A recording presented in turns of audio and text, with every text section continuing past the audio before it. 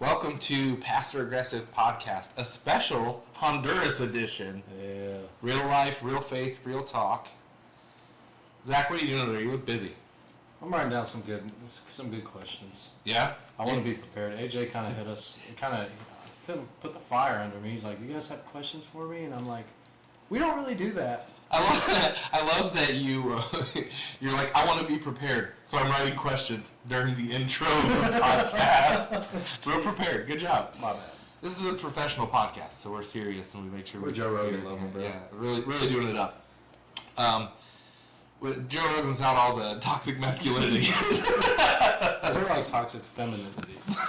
More like you. Where are we at, man? Where are we at right now? We're loud. We're loud is where we're at. That's okay though. That's good. We want to make sure that people can hear us. It's important. So I can fix it all in editing. It's fine. Is it paused right now? No, okay. We're going. We're live. Rolling. We're cutting this out. We're live as if we were actually live streaming, but we don't do that. So okay. Yeah. Where are we at? Okay, buddy. Where are we? That would be more interesting. Yeah, it would be because on the fly. Well, it would be except for I also don't cut any of this out, so it's still kind of like live. It would be interesting, but you would forget to turn the cameras on, so it wouldn't be. Where are we at right now? Right now? And location. We're in Honduras. Yes. We are here with our friend AJ, who we've talked about many times on the podcast, but it's good to have how we don't like him. Pretty much all I've heard. Yeah, he's listened to exclusively the episode where we've just completely trashed him. That's not true. We love AJ, and we're glad that he's on the show with us today. We've got so you've got questions for him, apparently prepared questions. Yeah. So the most important question, I think, I'm just going to get it out right away. So, what do you think about predestination? No, I'm just kidding. No, we're just punking you. We're just punking you. Where were you born? Where are you from? So, I'm AJ Ford. It's good to be here with you guys. I'm originally from Graham, Kentucky. It's out in the western part of the state, and we're in the coal beds. Yeah. Coal beds? What's coal that? beds. You kill coal miners? What do you mean? No, they mine coal. Oh, that makes sense. Do they still mine coal out there? Yeah. That's cool. Not as much as they used to, but there's still coal there. So what was it like growing up there? Were your parents Christian? Yeah, I grew up in the church. My dad was a deacon. Cool. They were youth leaders, Sunday school teachers. So I was in church Sunday morning, Sunday night, Wednesday night my entire life. Wow. How do you think that impacted you? Because we hear a lot about that, and it could either go bad, really bad, or some people make it through that. You know, I think it's just all about kind of a balance between it. Yes, it's part of your life, but it's also you have life outside of church as well. Yeah. And so you have to find that balance between both. What do you mean life outside of church? You know, school activities, family activities. Absolutely. Things like that. Absolutely.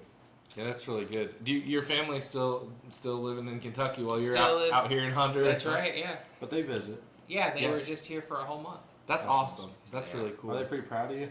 I hope so. I think so. Well, they made us carry 800 pounds of luggage. They're definitely gifting you. Yeah, no, that's cool. We're happy to be here. I was telling Zach last time we did the podcast that I was hoping we'd get a chance to really hang out with you because I know you're busy and part of this, like, it's not a vacation, it's a mission trip, but also we want to hang out with our friend and have a good time. Well, what he really said was, I don't think AJ is going to hang out with us because Matt's not there. I didn't say I didn't think he would. I said that my only concern is that AJ won't make as much time for us because Matt's not here. But that's all right. We're his favorite Indianians anyway. Yeah, that's right. He wanted to hang out. Yeah, and we've had a great time already so far. Like, it's only been 24 hours. Yeah, it's only been 24 hours really since we've been here, and it has been awesome.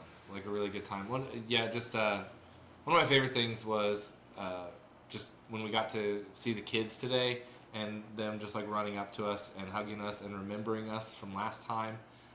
It's awesome. It's a sweet place to enjoy. Like people just enjoy life out here in a way that you don't see in the States. Yeah. In your youth, did you have a heart for kids? No, I actually don't really like kids. Still, yeah. It'll surprise you guys to know You might want to cut that out. we know what you mean. Yeah, you know what I mean. But yeah, kids really aren't. I mean, I have a business administration degree and a marketing degree. Kids really aren't my forte. But it just kind of works. You know, when God puts something on your heart and God calls you to do something, you end up doing things you don't expect you would be doing. That's awesome. And so I may not have a day in, day out active role in their actually dealing with kids every day. Yeah. But they're still part of the ministry that I'm involved in. It is our ministry. It's the heart of our ministry. Yeah. And so I do a lot of admin work, but the kids are there and they're part of the ministry and part of my work as well. Isn't that cool how God equips you for the thing that He calls you to do? Not In a way necessarily that's calling you unexpected. to a thing that you're equipped Exactly. for. Oh, Exactly. right. Yeah. Well, it's fair to say that you may not like kids, but you definitely love kids. Yeah. And it's very apparent that they love you. They all come up and they hug us because we're like Americans coming in to like help, and they love that we're like there with them, for them. But even you, like still, they come up and they hug you and they're all over you, like you're Santa Claus, both physically and. No, I'm just kidding. I'm sorry. Just emotionally too. Emotionally, I'm Santa Claus. That's great. You're like punching saints in the face. That's awesome though. I think it's cool that you just are so comfortable here, and you've been here a long time. You've been in Honduras for how long? I've been here about 13 years now. Wow. And so I feel like... I've barely been alive 13 years. Yeah. Yeah, AJ and I are the old guys in the room today. Yeah, definitely. Well, only one of you guys is balding. So sorry. It's true. I have thinning. He is balding and I have thinning. So take me back to your childhood, but coming out of the home. What was it like? I heard this guy talking about, I think he was a pastor. He was talking about and this was my experience, some of the reason like young people come to Christ is because, you know, if their parents are like atheists or they're like diehard anti-Christian, you almost have this thing coming out of the house sometimes where you want to reject what your parents are to become an adult. What was it like coming out of a house where you had parents who were Christians? You know, it just, everything just kind of flows. Like, it's just it's part of who you are. You know, I made a decision to follow Christ in 1996 or 1997. I was like 7 years old. And, you know, there's been rocky moments. There's been moments when you question God, the relationship isn't there.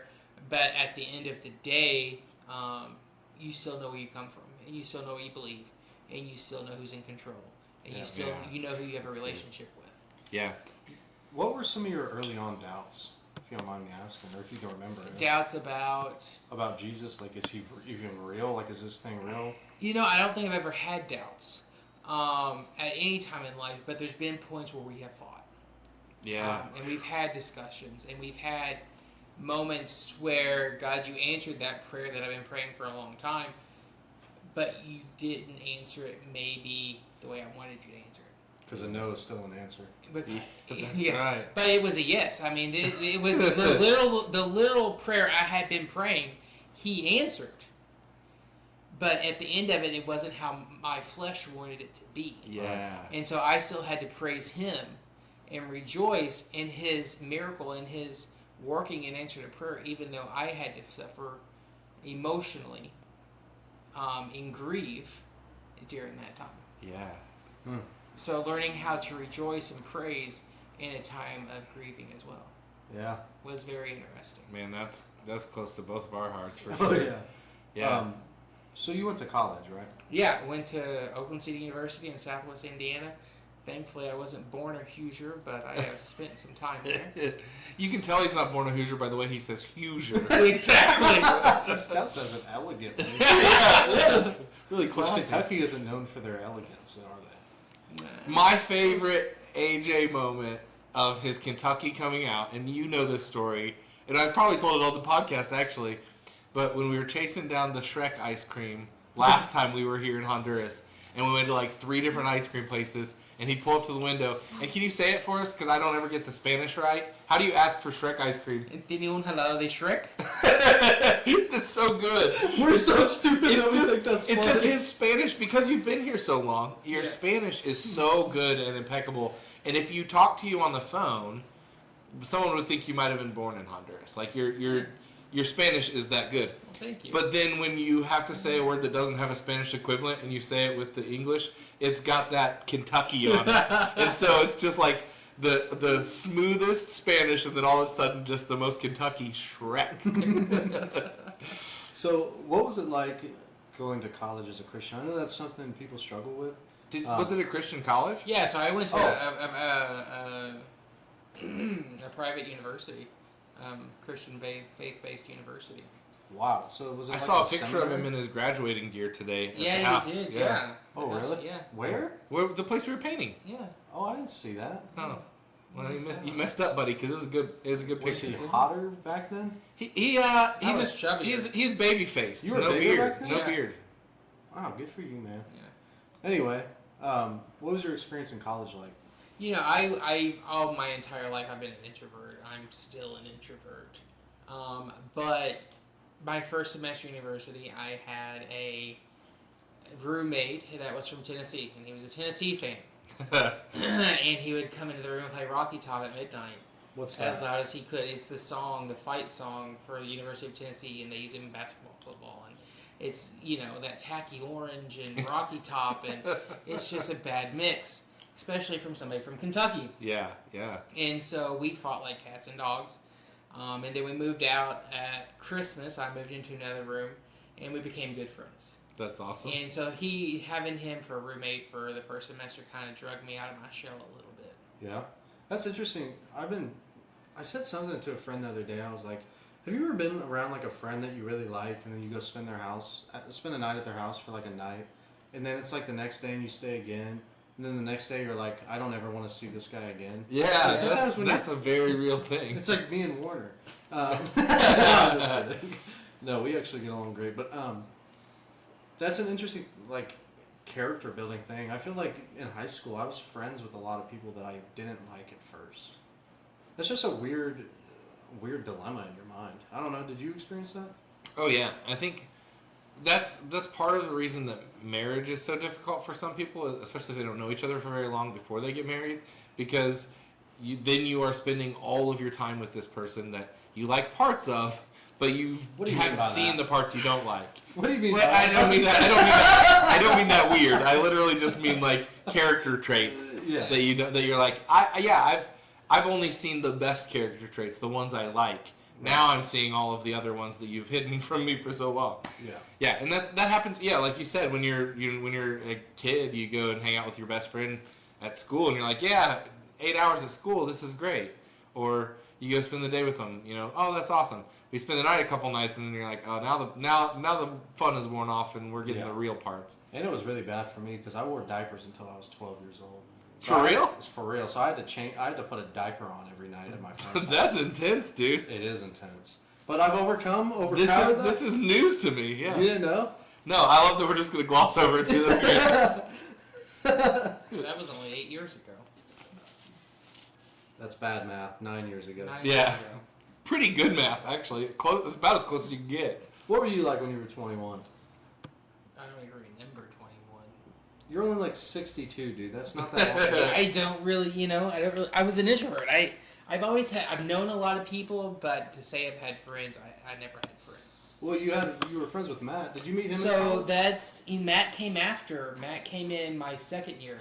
Okay. So I was a sophomore. Matt came in as a freshman, and it's part of the journey as well of coming out of my shell a little bit, of not being such an introvert. It was meeting Matt. I was an RA, resident assistant in the dorm Matt moved into, and I walked in his room and there was they had something, drag racing pictures and a Christmas tree alarm clock sitting on the table. And I said something and his mom, Phil, and Tammy, and mom and dad, Phil and Tammy were there, and that's just how the friendship kind of started. Really? And so that was in fall of 2008. Wow. Wow. That's awesome. That's awesome. It's been a few years Zach ago. wasn't even born then. Okay. Bye. Okay, buddy. I was going to say something, but I'll save it for later. Do you think being an introvert helps with being on mission away from home? I think so. Yeah. So I was thinking about that the other day. Like, you got a cool, quaint little place, and like I was thinking, man, you get to see a lot of people because you have teams coming in and out, and you've got the people you work with day in and day out. But I was thinking, like, being away from home might be kind of lonely. But I'm hearing you talk about your introvertedness. Do you think that helps with that? It helps balance things. Yeah. Yeah, there's definitely moments that you're like, this isn't cool. But I've just always been adaptable to wherever I'm at. That's and cool. That's been helpful. What does it mean to be an introvert as a Christian? I think it means, at least myself, I listen a lot. And I don't speak unless I have to. And so most people know that when I do speak, they need to listen. Yeah. Ooh, that's good. Like it's something, like if I'm willing to speak, I have something that I want them to hear. And so that helps. I think that everybody knows if I'm speaking, it's something intentional that I'm trying to convey.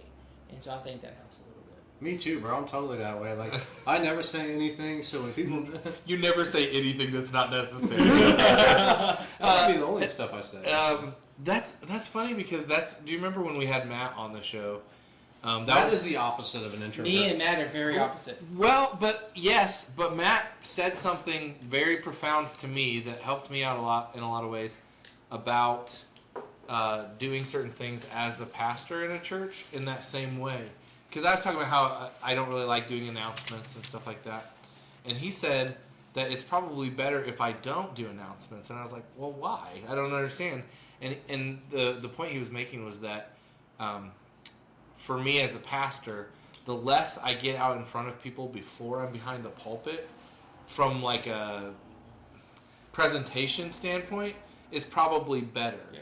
Because then, if they learn to tune out the announcements, and I'm the one that's giving the announcements, then maybe they'll learn to tune out the words. That's right. And so it's kind of, like you said, it's like, if I reserve my speaking for only when it's important, then people are like, oh, when he's speaking, I need to listen. Mm-hmm. Yeah, that's good. That's really good. Did you ever have any conviction over being an introvert? And I ask that not because that I think being an introvert is wrong, but my conviction, I was probably an unhealthy introvert is what I'm trying to say. Mm-hmm. So in high school, I didn't want to talk to anybody. I pushed people away. But secretly on the inside, I wanted people to want me, which is just like a mind F. You can't even imagine. Yeah. But did you ever have conviction over being an introvert? Like what you wanted to be an outrovert? No, not really. Like Wow. I was just always comfortable with that. Huh. That's so cool because I most people that I know that are introverts, well, there's kind of two different types. There's introverts that display as extroverts, and I'm kind of like that way, where when I'm in a room, I feel like I have to fill it, but then I'm drained. You fill afterwards. a room, but then I'm drained afterwards Yeah. because that's not really like I don't enjoy having to be the. But I think entertainer I of the don't think I ever felt convicted, but I got to the point in life to where I had to change. Yeah. And I had to develop. I had to branch out of my comfort zone, even though I didn't want to, but I had to. Yeah. And it opened doors and made things possible. That roommate that I had the first time, first semester in university, we ended up running for student government president and vice president, and neither one of us were in student government. That's amazing. We just had a takeover, and we won. And so a college coup. Exactly. And so it just kind of happened over time, and Matt was really intricate in the later years of university and college of making that happen, and then making the decision to come graduating university or breaking off an engagement, deciding to go to the mission field. To go on the mission field, you have to fundraise. Yeah. You guys have heard. Well, you haven't heard. Yeah, you've heard me speak. I'm really bad at it. Nah. But God always works through it. Yeah, for sure. I think you do a good job of not showing your introvertedness when you have to put on a presentation. Yeah. You do bring what you're saying makes sense because you do bring like a presence into the room, like a power. Yeah. Into it. Like even the way you're looking at me right now is intimidating.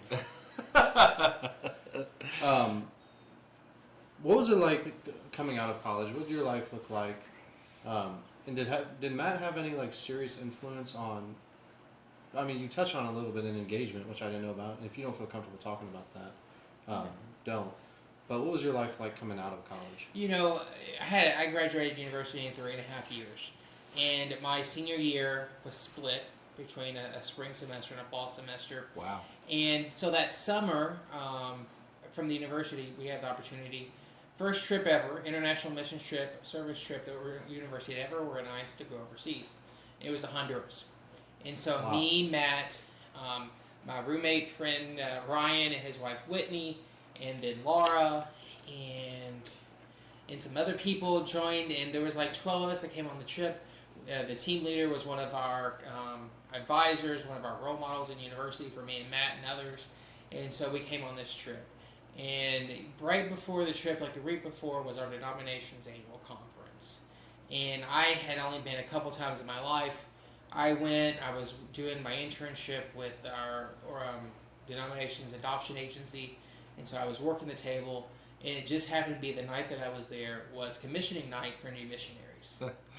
And I had never really considered being a missionary. I had a business degree. My parents owned a sign business. Like, I was going back home. That's what I was going to do. I had been to Russia in 2002. I'd been to Nicaragua in 2003 on missions trips. Hadn't been on one since. Was going to go to this one in 2010, summer of 2010.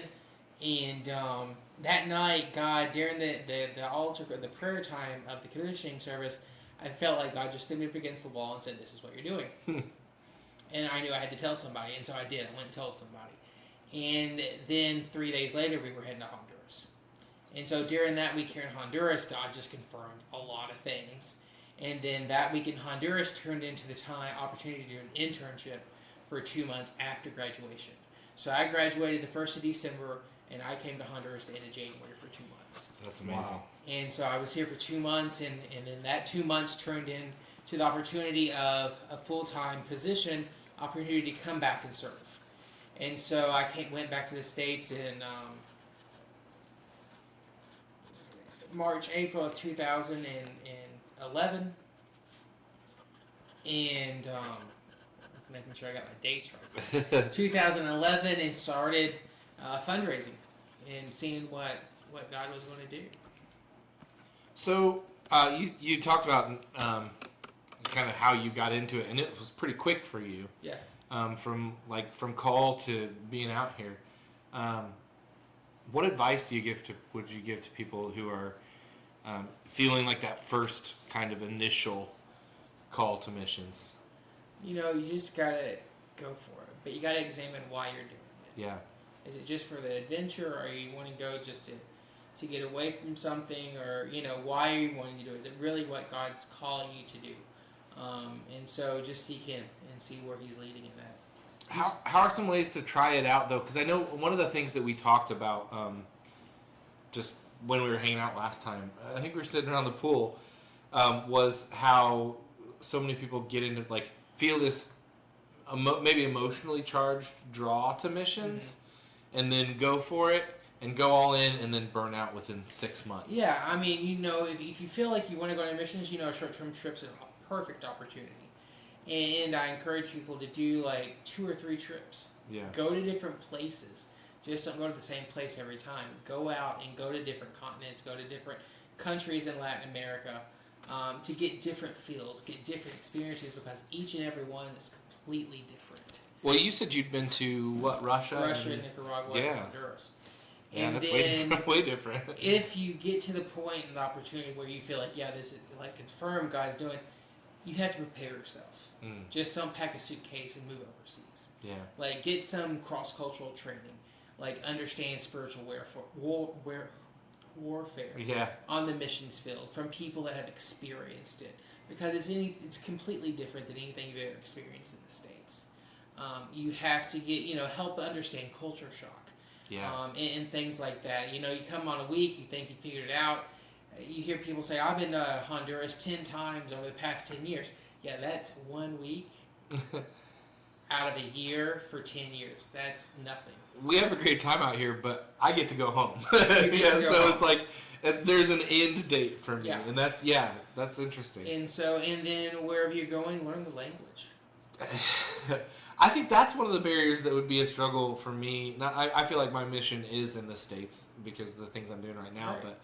But I think for me, if I were to do international, that would be the biggest struggle, is because I have since July when we were out here the first time, I've been studying, I think, fairly hard in Spanish, And I get out here and I was way more confident than I probably should have been. And now I'm like, I don't really know Spanish that well. And like our, I know a missions organization, and I was serving them at one point. All the mission fields that they had missionaries in around the world all spoke English, except Honduras. And so when they would come here, their leadership from the States would struggle because they were having to go through translators. Yeah. And it was always difficult on them, and not saying it's bad or wrong, but you could tell it was stress on them because they couldn't speak the language. Yeah. And they were having to have important conversations with staff and leadership team here in Honduras that were Hondurans that didn't have English.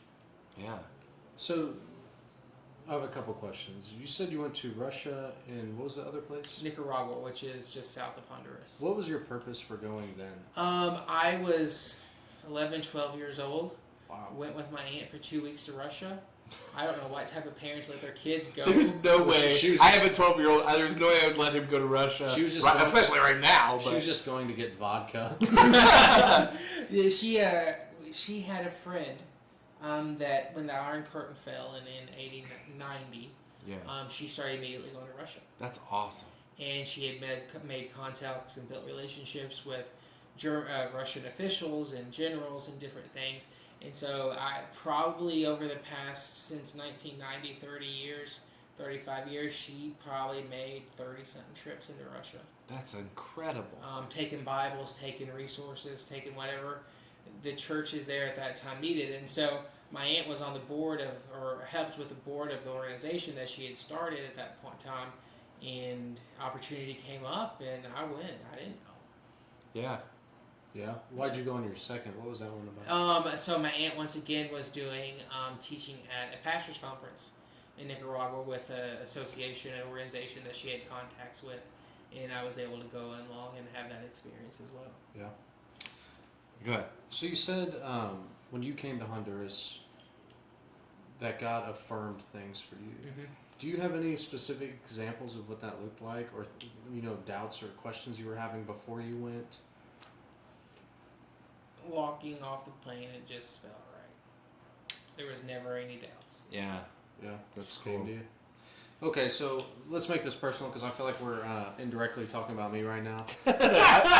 I've been talking to Warner. I've been talking to everybody about this because when I first came back, I'm telling everybody like, I don't know what God's calling me to, like, but this just because Matt knows, Warner knows, I did not want to go on a mission trip. Yeah, you just thought it was like a foo-foo vacation. Yeah. I literally thought it was like checking a box as a Christian. You know what I mean? You gotta get that passport to heaven. Right.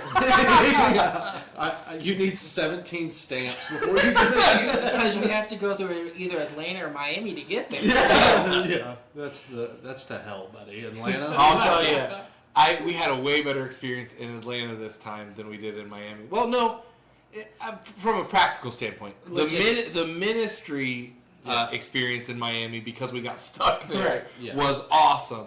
But logistics-wise, the flight here was the smoothest it could have possibly been. Yeah.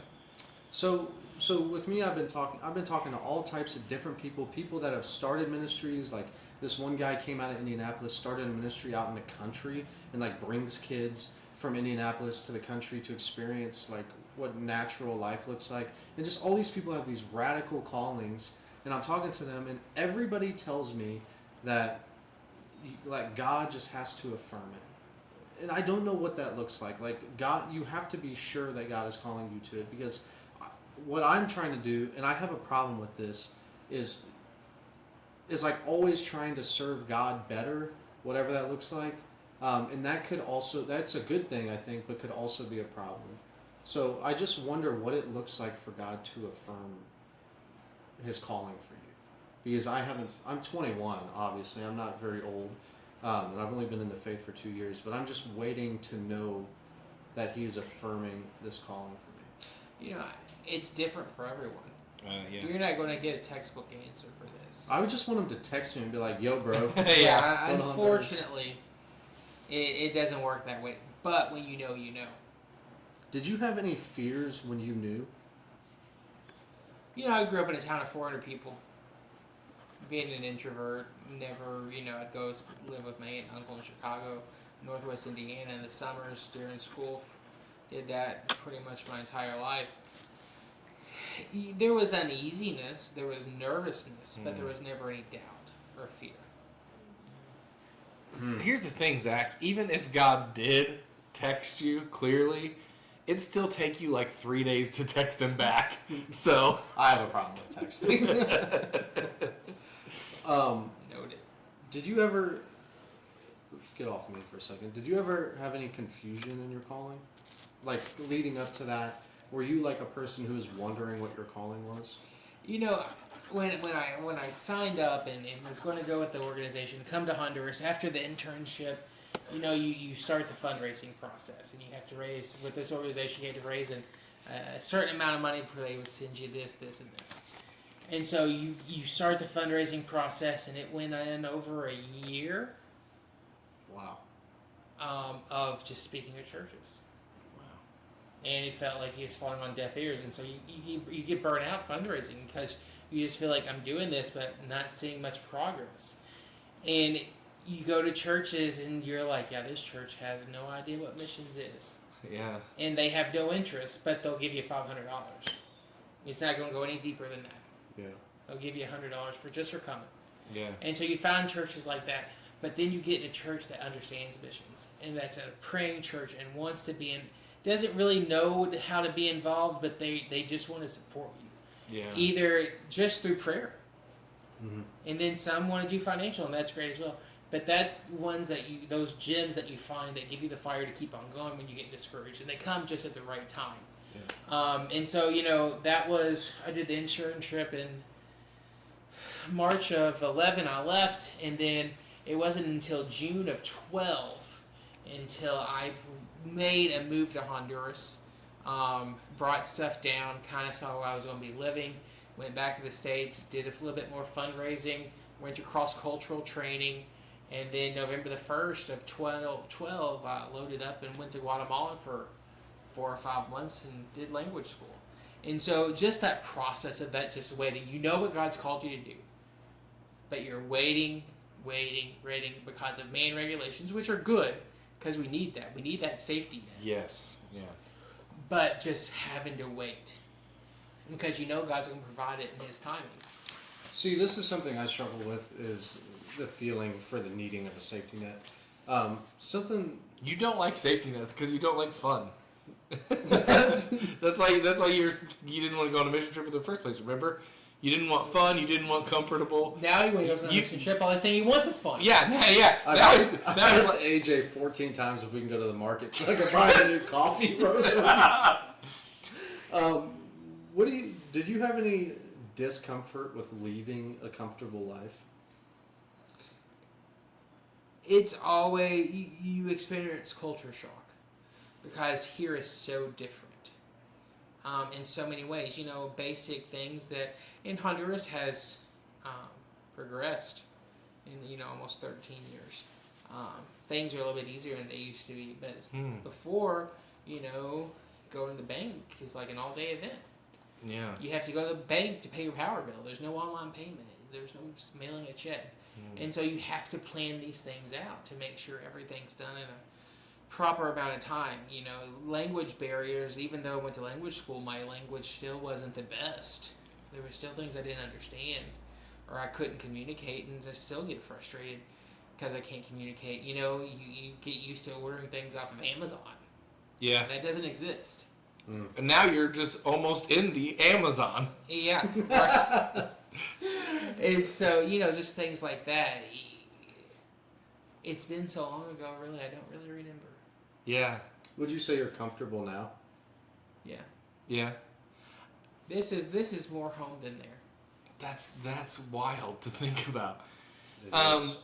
I was going to ask you with the language school thing. So, like I had commended you on your ability to speak Spanish so well earlier, but I didn't even think about the fact that you probably didn't on your first day here. No, I didn't know Spanish. I landed November the 1st, 2nd. I landed in Guatemala and didn't know what hola meant. Wow, that's crazy. And so, But in 13 years, you've gotten pretty good at it. I can defend myself. When do you think that like turned? Because for me, it's like each time I'm here, it feels like I'm learning more and more and more, and the more I get to speak to people. But when was the point where you're like, no, I got this. I can have a conversation pretty comfortably. You know, when I left language school after that 5 months, I felt pretty comfortable. But there's still days to this day to where Spanish just smacks you in the face. Yeah. And you're like, I don't know what to say. Like, I know in my head, I have it formulated, but it's not coming out. So that's an interesting thing, too. And you talk about in your head. Do you think in Spanish? I think and dream sometimes in Spanish. That's crazy. That's insane. Yeah, that's so cool, though. I think in German. No, you don't. Yeah, I don't. I'm sorry. So, coming to Honduras, how did your family feel about it at first?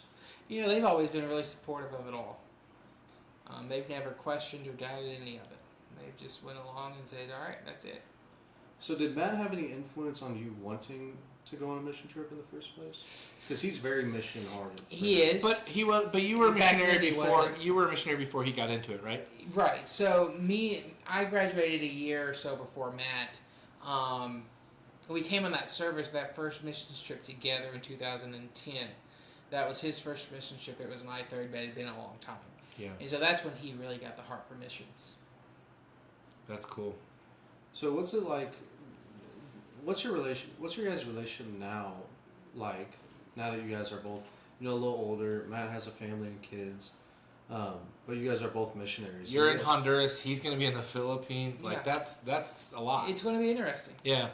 We talk every week. Probably not as much as we should, but we talk about every week. Sending pictures back and forth, getting updates on how the kids are doing. When I came to Honduras, Matt was living his American dream part. Yeah. And so he was in his thing. He was always supportive. And I was here. He was pastoring in the States. He was doing what he was called to do. Right. He did a short stint as an internship for, I forgot how many months in the Philippines.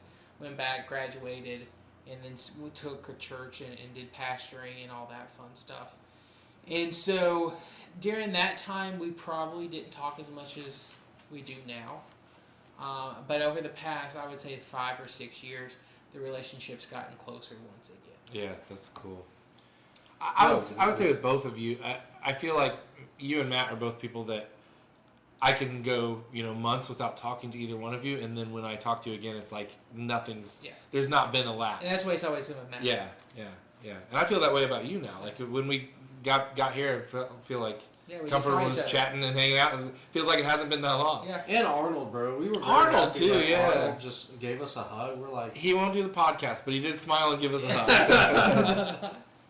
He doesn't hug everybody. So. Yeah, well, that was what was so cool is like when we walked in the airport, like I could see actual physical excitement on his face to see us, and that warmed my that's heart. like watching a stone smile. It's like that's hard, dude.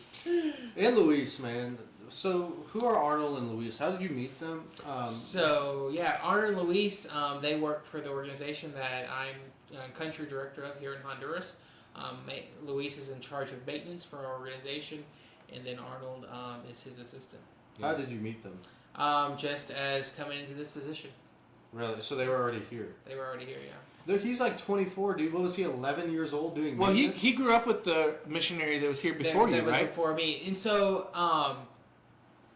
I haven't always been with the organization I'm with now. So when I originally came to Honduras, this is a long story. That's okay. But I came to Honduras in 2012. Language school, came back after language school, first of 13, with an organization. And, God's called you somewhere. But when you get there, it's not what you seem or think it was going to be.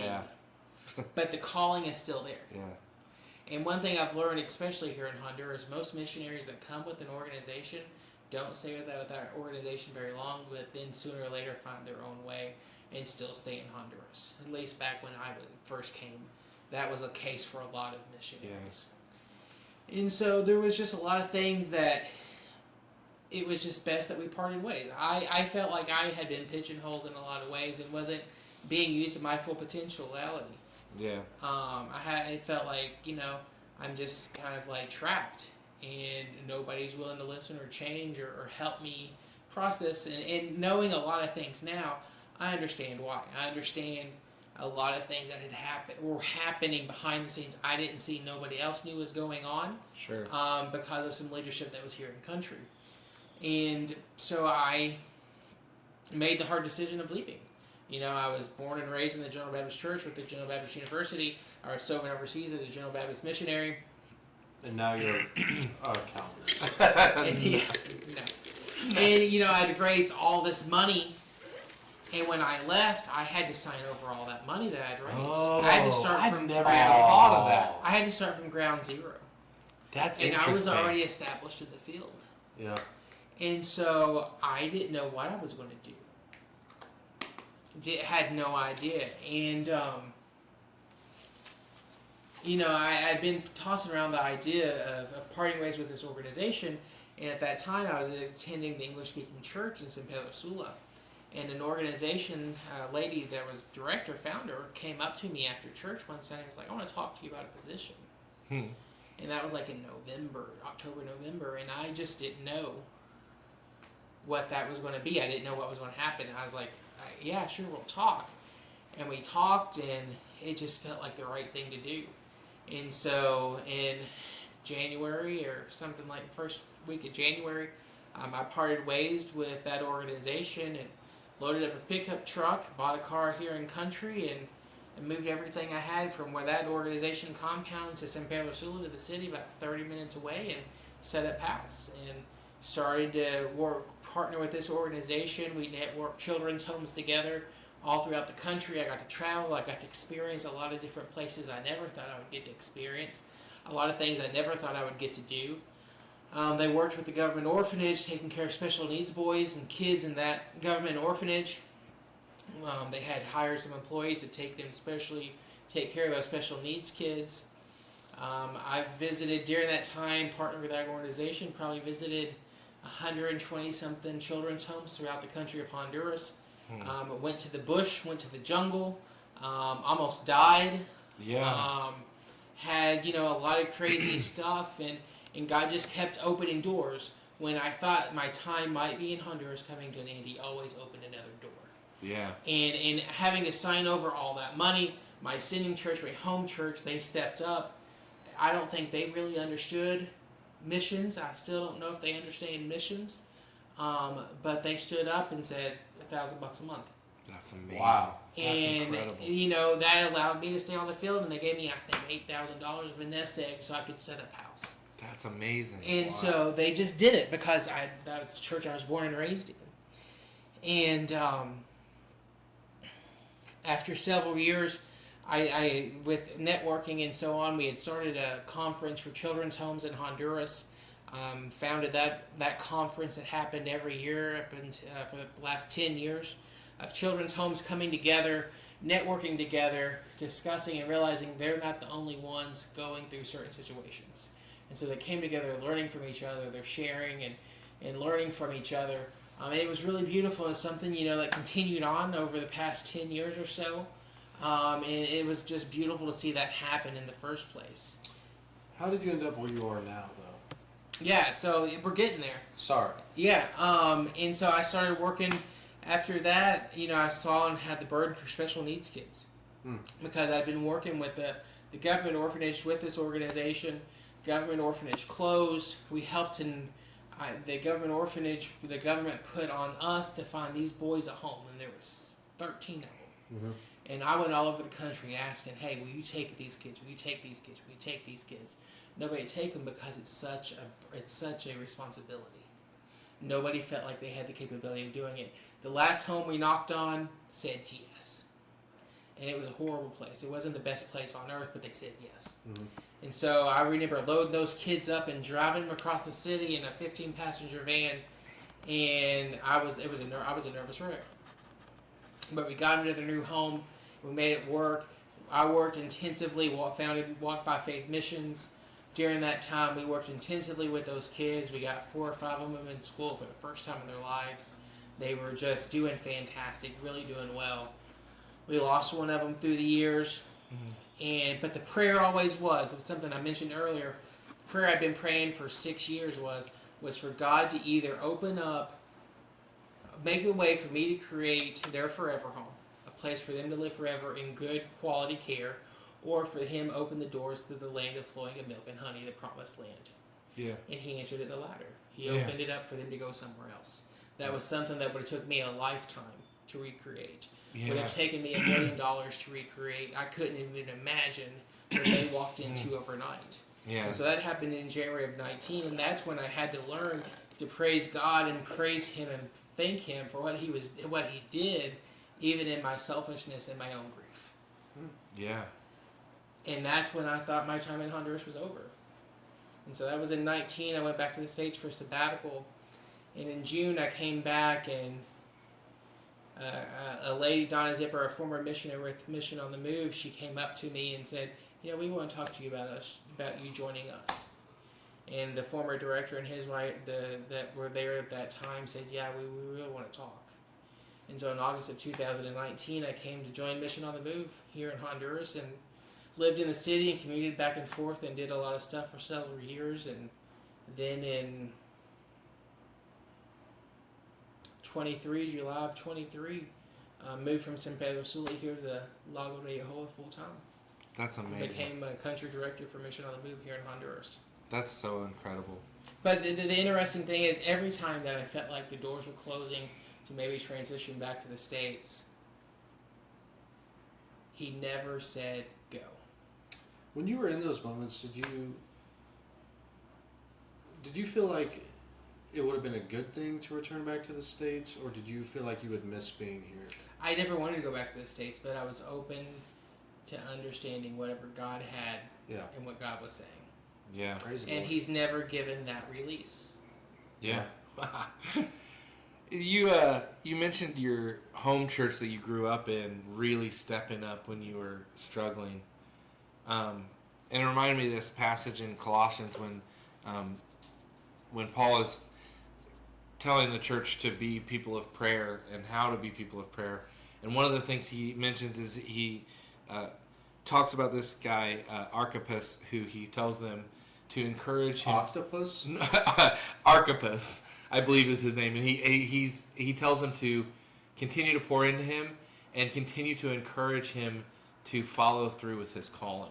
Yeah. And it's like, Paul wrote that letter, and Paul could have just wrote that letter to him. But instead he writes to his church and says the church, his church, needs to tell him to stay on mission. Mm-hmm. And that's like such a cool thing, like that your church was able to do that, because sometimes people just need encouragement from their home church. And that a lot of home churches don't realize that. And a lot of churches don't realize how to do it. Yeah, yeah. And it's a struggle, and so. Well, you mentioned at the beginning that you feel like you're being unused or not used to your full potential by the original organization you're with. Do you feel like you have blossomed in that, where you feel like you're fully being used, or do you still desire to do more? There's always a desire to do more, because there's always more that can be done. Ooh, that's a bar, man. But yeah, you have to realize too, whatever God has put before us, He has called us to do in excellence. Right. Yeah. And so we have to stay on task and stay focused on what He has called us to in this moment and do it the best that we can. Right. I tried to explain that to these dingleberries today while we were painting. These guys were doing the landlord special. I'm like, bro, this is an opportunity to do a good job. No, I'm just kidding. And so when you get off track, when you start trying to do this, and this, and this, and this, because you see the need, because you just want to do it, you get off focus of what God's called you to do. Right. Yeah. And so you have to stay on focused. You start doing for God, not from God. Yeah. Yeah. Yeah. That's like one of those moments where someone needs to step in and say, bro, you're doing too much. Yeah. Yeah. You also talked about your ministry of special needs, which you do now at the education center, correct? Mm-hmm. What's it like? Go ahead. You guys go ahead. What's it like? What's it like in Honduras for kids with special needs? compared to the Americas? Yeah, so here in Honduras, there is child protection. There's laws and bills that have been passed to protect children with special needs and give them rights, people with disabilities. It's not always enforced. It's not always something that is upheld. But for most children that have a learning disability or some type of disability, special need, they can't attend public school because the public school cannot accommodate their need. Yeah. And some could attend if the family could afford to have a shadow for them. But for most, that's an unreachable thing. And so, with us, the organization right now, we have a Cato Community Care Center, and it is a place for children that have disabilities and special needs to attend. And some of the things, it's as small as a speech impediment. And over the past couple of years, we've had children that have overcome their speech impediment or learned how to behave themselves in the classroom and sit in their desk and do their work, that are now never had been imagined to be able to go to public school or now in school. Yeah. And so special needs is something, my experience, never anything I had planned or thought about, but it's been part of my life for probably 10 years now. Man, what a burden it would be on a family to have a special needs kid in Honduras.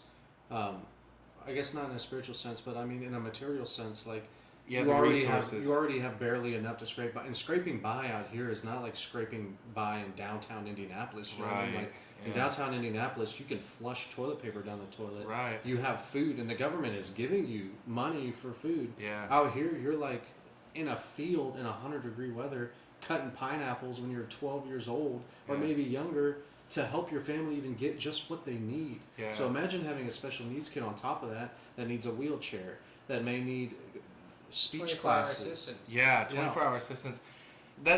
It's interesting because you talk about how there's not the resources, or the resources aren't affordable, but that's not really the need for that. Wasn't noticeable right off the bat with the mission. You start to see that develop. Yeah. Something similar we ran into in the States for us is Tiffany was, when she started homeschooling the kids, our kids have some issues that they got to work through and some special needs, and she realized pretty quickly that none of the homeschool co-ops really accommodated that. And so it's like you're homeschooling your kids because you want to give them a more intimate, more I don't know, not isolated, but directed. Yeah, a more directed kind of education. And then the groups that they have to help with that don't really accommodate when there's a special need. And so she started this co-op with our church and stuff, and that's been really cool. But it's sometimes, I think, a need, like special needs go unnoticed when the other needs are more obvious. Yeah. And so like what Zach was saying, this is like an area where poverty is already much greater than what we would see, even stateside. And when you think of poverty stateside, you hear people, we live paycheck to paycheck. Yeah. Here, poverty is living day to day. Day to day. And so there's a difference. There's a difference on the dire situation that people live in. Yeah. People work today to eat tomorrow. That's even like finding a job out here. It's like when you drive through Honduras, you don't see, like in Indiana at least, like company here, company there, company here. Like, help wanted. Yeah. Yeah. Out here it's like you see farms and you see like shacks, dude. Like people are living in shacks. When I came back from here the first time, I worked for a building company. We build like $300,000, $500,000, $600,000, $700,000 houses. And it's like when I came back from here and heard that you could build somebody here a house for $1,500, I was like, what are we doing? Yeah. What are we doing? And this is why I question you about comfortability, because this is something in my life that I was confronted with after I first came back. Was like, do I need what I have? Like, do I even really need this house with AC and Wi-Fi and all this and that? Those are like all leisure items, but they're necessities to Americans now. So you come to a place like this, people don't have AC, they don't have washers or dryers or availability to go use them. There's not like laundromats hanging around, you know what I mean? Yeah. It's like people are living in the most natural, just, I want to say shallow, but it's only shallow comparative to America, state. It's kind of like it makes us feel shallow. It makes us recognize our shallow. Yeah. Like, in one thing, it's not wrong. It's not right. It's not wrong. yeah. It's just different. It's just different. Oh, that's such an awesome perspective. Yeah. And so on both sides, it's not right. It's not wrong. It's just different. Yeah. And maybe we see things in different cultures, and maybe you see things here. Man, I wish. And they say the same thing. They wish they had this and this. And it's probably things that burden us down that they want, which isn't right or wrong. It's just different. Yeah. But you see things, and it's maybe some changes. Maybe you can do something that's a little bit different. But you see the things that we have, and you have in the States, and so on. These people don't have it, but they have joy. Yeah. Exactly. Yeah. They have family. Exactly. Yeah. For the most part, and so it's just different. That's what I noticed was different perspective about here is like people just are more joyful, and we have this weird idea in America, and you lived there long enough to understand this. Like, the more you have, the more joy you will have. The bigger house, the more money you have in savings, the car you want. I mean, maybe not the nicest car, but even the reliability in a car. Like, if you stack these things up, then you'll have more joy because of this safety net. You don't have to worry about anything. But out here, people are worrying for everything, and they have the most joy you've ever seen. I think it goes back to what you said, though, that it's sometimes those things that we think are going to bring us joy actually bring us more burden. Yeah. And so they're unencumbered by those things. Mm-hmm. Do you see a sincere faith in the people of Honduras? There's a reverence for God. Yeah. And so you do see a sincere faith, but even in the gangs, there's even a reverence for God. Yeah. Wow, that's interesting. And so just that, the reverence, knowing that there is somebody that can take you out. Yeah. That you're here for a reason, you're here for a purpose, and you may not be fulfilling the purpose that He has you here for, but at least you know there is somebody there. Yeah. Have you ever experienced spiritual drought here? Because like it's a thing with pastors or with ministers. Oh, definitely. Where like you need your well refilled. You know you're giving out. You need somebody to give back. And as missionaries, your day to day, just as pastors, it's day to day. You're giving out, and you get to the point where you can't give no more. Yeah. I feel that, man. I get you. And then that's you keep real. giving even more. Yeah, that's real. Yeah. And so no longer is your well dry, but you're also digging up the dirt, tossing it out that's on the bottom of the well. Yeah. And so you just end up, and then it caves in on top of you. And so it's real. It's something that happens, and I go through it. Others go through it. Where do you find spiritual fulfillment here? In the quietness and driving and seeing that view out that window right there, and knowing, all right, it's okay. God's got it. This keep going, and it's okay. And then through fellowship with other missionaries and sharing with others and hearing from each other and communicating with each other and doing devotions and studies together and things like that. Yeah.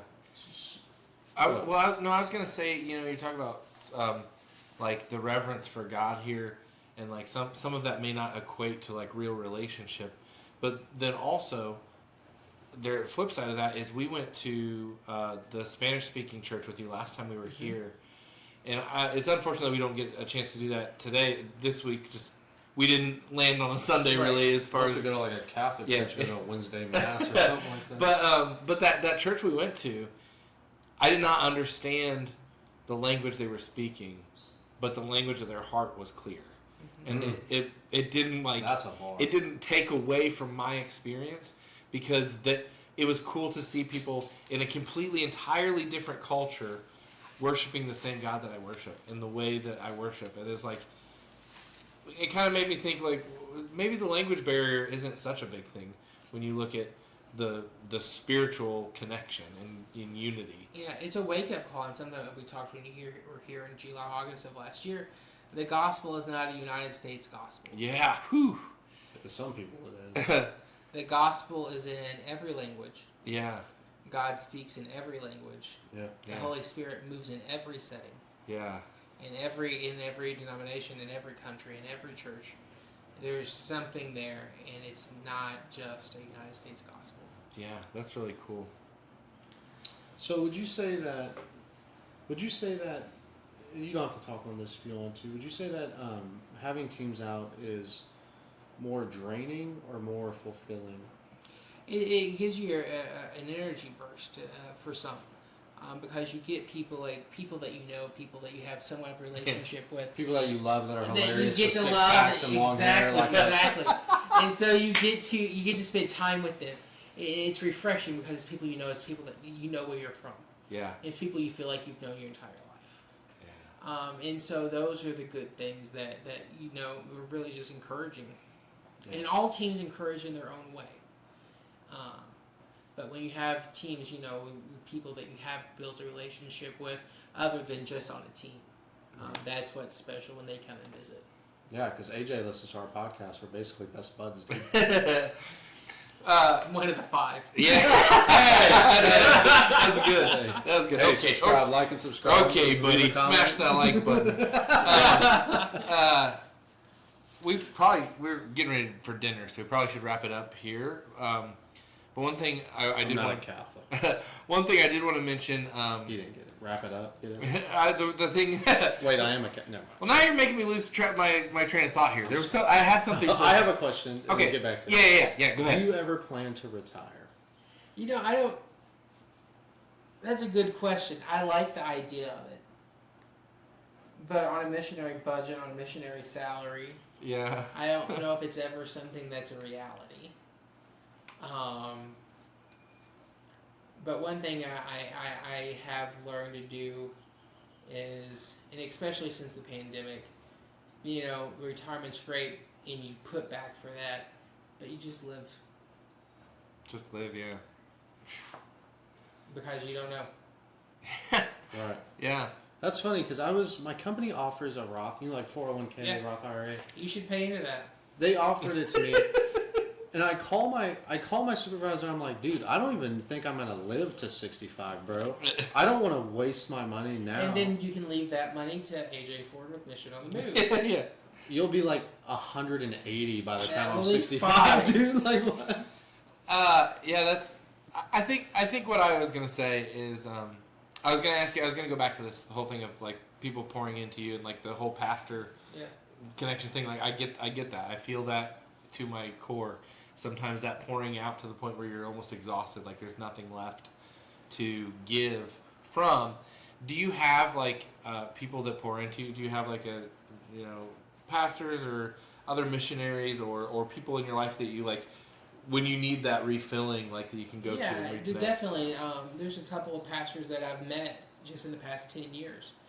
Or 13 years since being in Honduras, and some that I've just met in the past 5 years since being with Mission on the Move, that have really filled into that role. Yeah. I know that I can email them, message them whenever, and they'll answer back. That's awesome. That's really good. Do you find solidarity in your team here, though? Do you feel like you guys can relate on that type of level, or does it feel more just like we're all doing the same job? One thing I make it clear with every interview that I do for hiring new hires for the organization is this isn't just a job, it's a calling. And so if you're just here for the paycheck, we're probably not the best fit for you. Yeah. That's Even good. though it's 9 to 5, it's a calling in that 9 to 5. Yeah. And so, we all understand that we all have the same focus, the same mission. We're all on different journeys. We're all at different steps and levels of our faith. But at the end, there is a solidarity there. Praise the Lord, man. Yeah, I think I want to ask one more thing. This is what I was going to ask you about, and then we can wrap it up with that. But how do you ever get into situations where, even though it is ministry, and I run into this too, where it's like finding that balance between this is my ministry, but also it's my career. Like, do you know what I'm talking about? Do you ever get to that point where it's like, I got to remember that this is mission, not just work. It's mission work. And you have to realize too, it's not also consumes your life. Yeah. And so you have to balance I never really thought of it that way, life, career, mission. It just kind of all flows together. But you have to be diligent and be assertive in taking that time away. Setting boundaries. Setting boundaries. Yeah. Man, And that's it's hard. scary. It's not easy, No. especially as a single. Yeah, well, I can't even imagine Oh, that. last question. I never even thought of that. But it probably because I can at least You're always available. at the very least What I can responsibilities do I have? right at the very least, and it's wrong. It's not the right way to do it. But if I had to like make an excuse to not be available, I can lean on. Well, I got to be with my family. Mm-hmm. So yeah, I never even thought of that on from a single point. That is kind of There's not that built-in. I don't want to say crutch. That's a bad word, but there's not Safety that net. There's not that built-in safety net of like I've got people understanding. Oh, he needs to spend time with his family. Yeah. I have one more question. We're going to do this probably maybe 2 more times. This last question thing. No, this is it. This is it. But I want that lasagna. what is your dating life like in Honduras? You know, non-existent.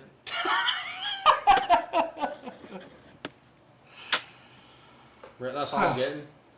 Yeah, we'll save that for the next podcast. Hey guys. Yeah, we can do another one. Passive aggressive, yeah. Yeah, Pastor Aggressive Podcast, real life, real faith, real talk, and we want to remind you that God's word won't back down, and neither should you. Stay focused, stay aggressive, and above all, stay relentless. God's word.